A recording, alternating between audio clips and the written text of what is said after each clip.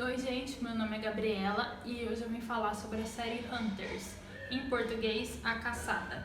É do serviço de streaming da Amazon Prime e ela estreou no dia 21 de fevereiro. Tem 10 episódios e eles variam entre 1 hora e 1 hora e meia cada. Já vou deixar claro para ninguém me xingar depois, esse vídeo tem spoilers. Se você não viu a série e você quer assistir mesmo assim o vídeo, você tá avisado, assista por sua conta e risco.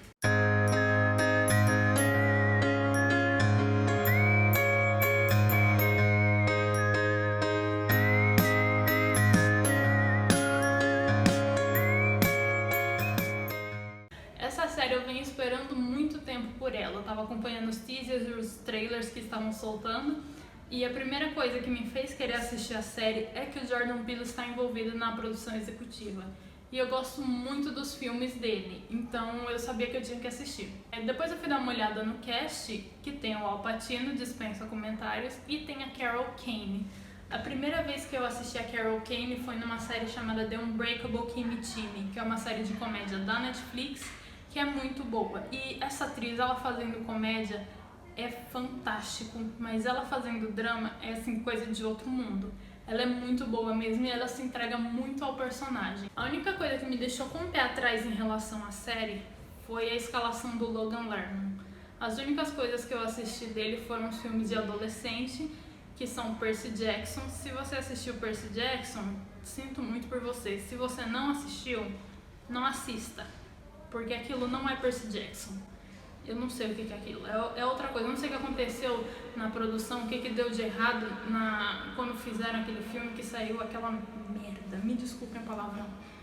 E eu também assisti As Vantagens de Ser Invisível, que é um filme bom, mas eu não acho que exija tanto da atuação dele quanto Hunters exigiu. E eu fui assistindo Hunters e com o passar dos episódios, você consegue perceber a evolução do Logan Lerman e ele me surpreendeu bastante de forma positiva em relação à atuação dele. Eu fiquei muito feliz com isso. A série, ela se passa nos anos 70 e ela se trata sobre um grupo de pessoas que caça nazista nos Estados Unidos. O que aconteceu?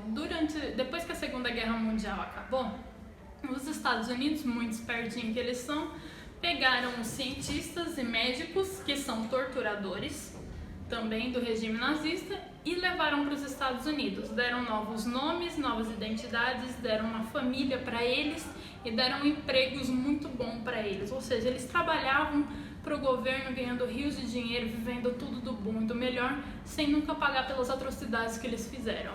E quando esse grupo descobre que tem nazistas infiltrados nos Estados Unidos, eles começam a caçá-los. E a série ela começa acompanhando o Jonah, que é o personagem do Logan Lerman. Ele é um adolescente de 19 anos, não é um adolescente, um jovem adulto de 19 anos, que foi criado pela avó. A avó dele, que é a Ruth, ela sim viveu os horrores da guerra, né? Como se passa 30 anos depois que a Segunda Guerra Mundial acabou, o Jonah ele não vivenciou isso. Quem vivenciou foi a avó dele. Ou seja, a única experiência que ele tem com a guerra são os relatos da avó dele de como que eram os campos de concentração. E logo no primeiro episódio, a avó dele é morta com um tiro dentro da própria casa deles e ele vê o assassino, ele consegue vislumbrar o assassino que matou a avó dele. E ele vai atrás da polícia, ele dá todo um retrato falado do cara e a polícia simplesmente caga pro que ele fala. Eles não querem saber de investigar o assassinato de uma idosa que morreu dentro de casa, judia, pobre ainda por cima. Então o Jonah, ele resolve ir atrás do assassino sozinho, do assassino da avó dele sozinho. E aí que entra o Meyer. O Meyer, ele também vivenciou os horrores da guerra. Ele conhecia a Ruth dos campos de concentração e eu não digo que ele adota o Jonah, mas ele pega o Jonah como protegido dele, leva pra casa e apresenta a caçada pra ele. A caçada que tem várias pessoas desse grupo que caçam nazistas. O Meyer, ele apresenta a caçada pro Jonah e ele fala, ó, tem isso, a gente faz isso, a gente caça nazista, a gente mata eles e a gente faz eles pagarem pelos crimes que eles cometeram. É a justiça ao nosso modo, né? Se o governo não faz nada, não vai cobrar essas pessoas, a gente vai cobrar a gente mesmo, né? Quando o apresenta o Jonah pra caçada e nós somos introduzidos aos outros personagens. Tem a Harriet, que é uma freira, o Lonnie, que é um ator fracassado, que também é judeu. Nem todo mundo na caçada é judeu, mas quer ajudar na causa. Tem a Roxy, tem a Mindy e tem o Murray. A Mindy é a personagem da Carol Kane. E todo mundo fica um pouco de receio do Jonah se juntar à caçada, porque ele é uma criança praticamente, ele só tem 19 anos. E quando eles saem na primeira missão deles, que eles vão matar o primeiro nazista, o Jonah ele fica muito assustado. Ele fica muito hesitante em torturar o cara, mesmo sabendo que ele cometeu crimes horríveis, era uma pessoa horrível e nunca pagou pelos crimes dele. O Jonah fica muito hesitante. Ele se junta na caçada nessa primeira missão e nos episódios seguintes ele meio que se afasta. Ele vê que aquilo é demais pra ele. E eu consegui entender isso porque ele tem sentimentos conflitantes em relação aos nazistas, porque ele não vivenciou os horrores da guerra. Ele ouviu relatos da avó dele e ouviu relatos do Meyer, mas não é a mesma coisa que da Ruth e do Meyer, que realmente vivenciaram aquilo, que realmente foram torturados, passaram fome, tiveram experimentos feitos com os corpos dele. E o Jonah ele não viveu nada disso, então ele fica meio hesitante, mas depois de um tempo, com a evolução do personagem dele, ele acaba se juntando.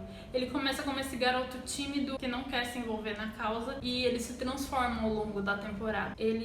Todo mundo fala que no começo ele é muito parecido com a avó dele, que ele é uma pessoa carinhosa, que ele não gosta de violência, que ele é da luz. Ao longo da temporada ele se aproxima muito do Meyer, que é uma pessoa dita como sombria e quer fazer justiça com as próprias mãos, que é o líder da caçada. E ele acaba se aproximando muito dessa personalidade e ele acaba ficando muito parecido com o Meyer ao passar dos tempos. E assim, durante os episódios, a gente vai conhecendo os personagens e a Ruth, como ela morre no primeiro episódio, a gente tá acostumado quando um personagem morre logo no início, ele é realmente esquecido e deixado de lado. Isso não acontece. A Ruth, ela é constantemente lembrada e ela tá sempre aparecendo, mesmo em flashbacks ou em memórias, ou a versão jovem dela, que tem cenas dela, né, nos campos de concentração junto com o Meyer, que são cenas muito pesadas.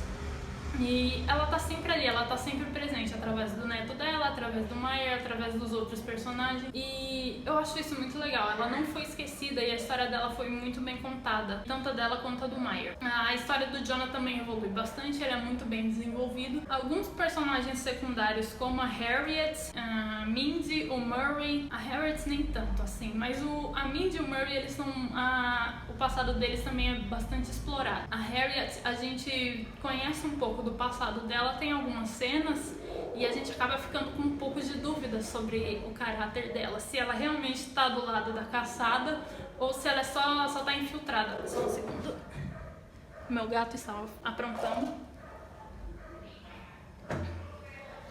Se ela realmente está do lado da caçada ou se ela só tá ali infiltrada e tá passando informações para um outro lado. É uma dúvida que acabou ficando. E os personagens que pra mim não foram desenvolvidos são a Roxy. O Lonnie foi bem pouco desenvolvido, tem algumas cenas dele, poucas coisas, mas dá pra explorar mais.